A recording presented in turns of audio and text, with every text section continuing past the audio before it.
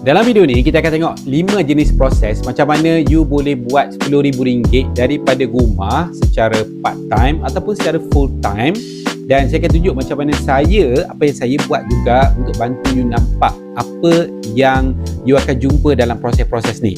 So jadi kalau you berminat nak buat income RM10,000 ataupun lebih daripada rumah atau kurang daripada tu, tapi nak income tu lebih senang untuk bertahan lama, tengok video ni sampai habis. First kali saya Amin Kamarudin. Ini adalah channel saya yang saya bina daripada tahun 2018 lagi.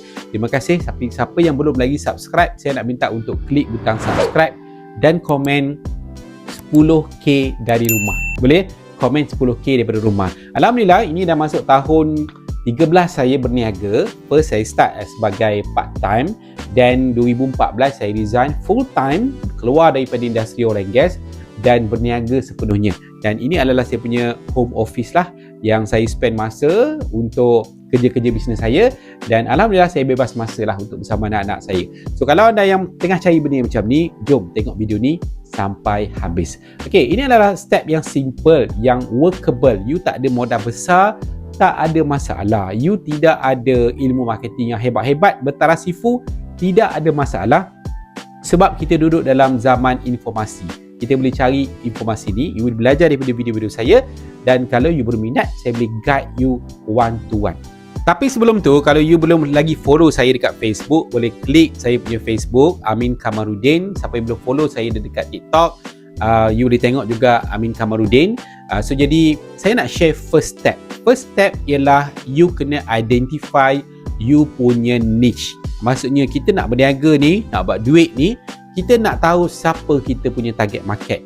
So kalau kita tidak jelas apa niche yang kita nak masuk, maka kita akan ada masalah untuk kita bergerak dengan lebih lancar. Nak mula tu kan, nanti dah ada nak buat bisnes, tapi dah berbulan-bulan tak ada sale lagi. So saya bagi contoh apa niche yang saya buat dalam keadaan saya sibuk bekerja. Saya dapatkan satu niche yang memang evergreen, permintaan tinggi, orang pun memang pun nak benda tu, dan benda ni sangat relate dengan diri sendiri dan juga family.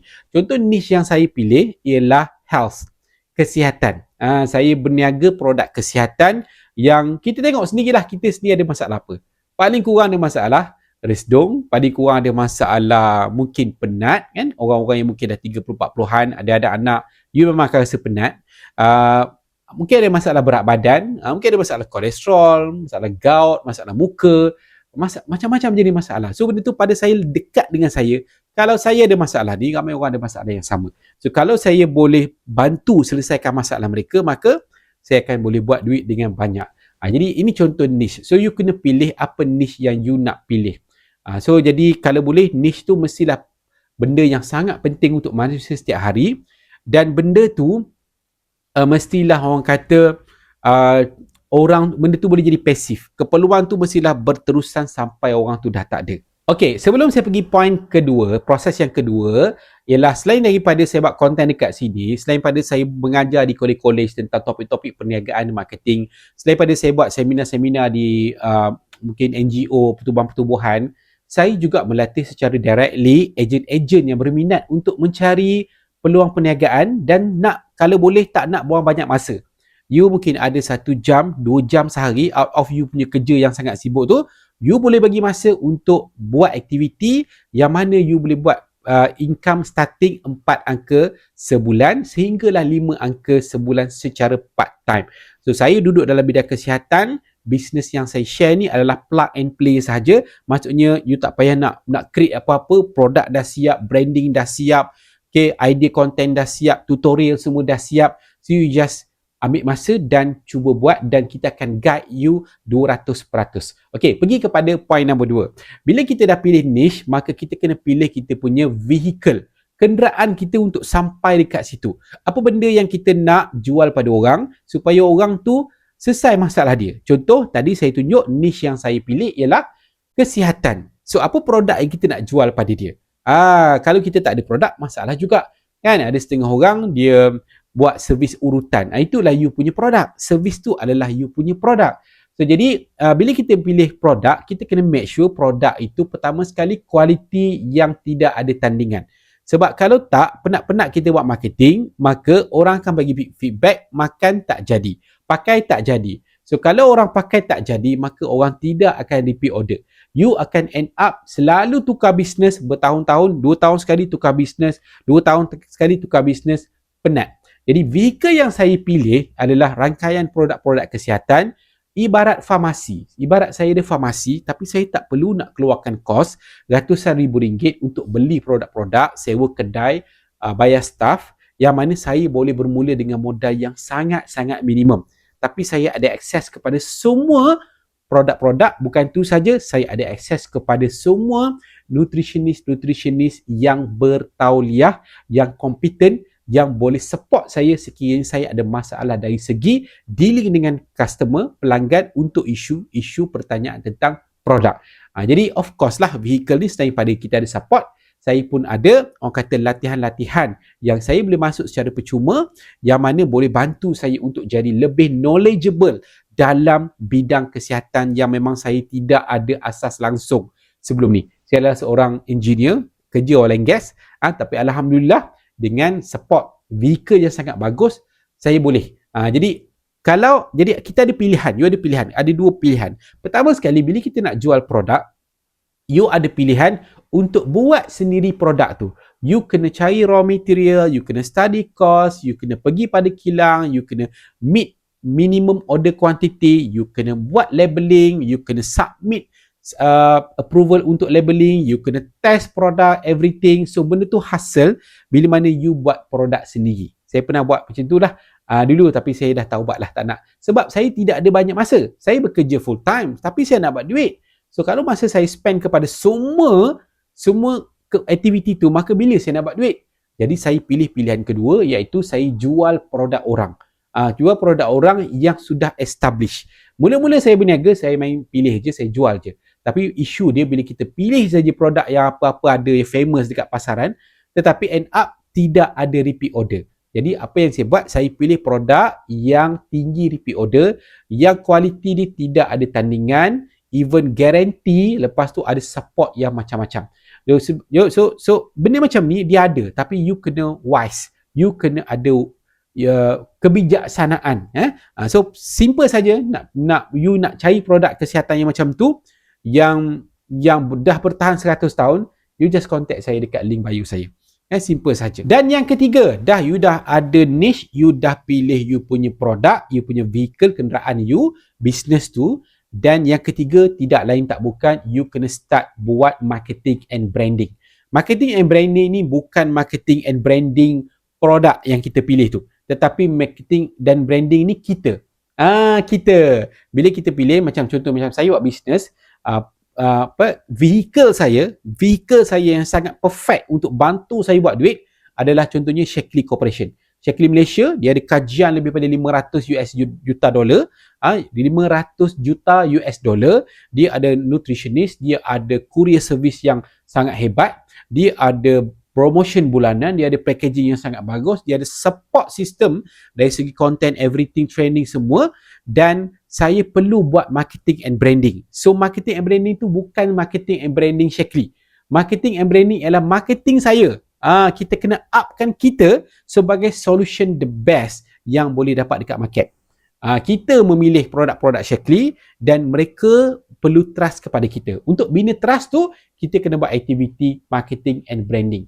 So marketing and branding, kalau style saya, kita akan buat secara agresif dengan formula-formula yang dah simple, yang dah disimpelkan. Contoh kita buat video-video pendek, kita brandkan, kita create kita punya shop, online shop, kita create kita punya kita fokus apa topik yang kita nak penetrate market. Sebab bidang kesihatan ni dia ada 1001 masalah. Jadi saya pernah penetrate market untuk masalah jeragat, saya pernah penetrate market untuk masalah sendi, saya penetrate market untuk masalah gout, saya penetrate market untuk masalah muka, macam-macam. So jadi benda ni saya akan guide you step by step. Sebab ramai orang masuk bisnes, dia buat, dia ikut suka dia tengok orang dia cuba buat tapi tak dapat hasil. So itu adalah proses yang saya sangat tekankan. Okay, kita tengok pada proses yang keempat. The next proses ialah bila you dah buat marketing yang agresif, marketing yang betul, you akan start dapat engagement. Bila you dah dapat engagement, you kena terjemahkan you punya kerja-kerja ni kepada jualan yang banyak. Siapa nak jualan sikit? Tak nak kan?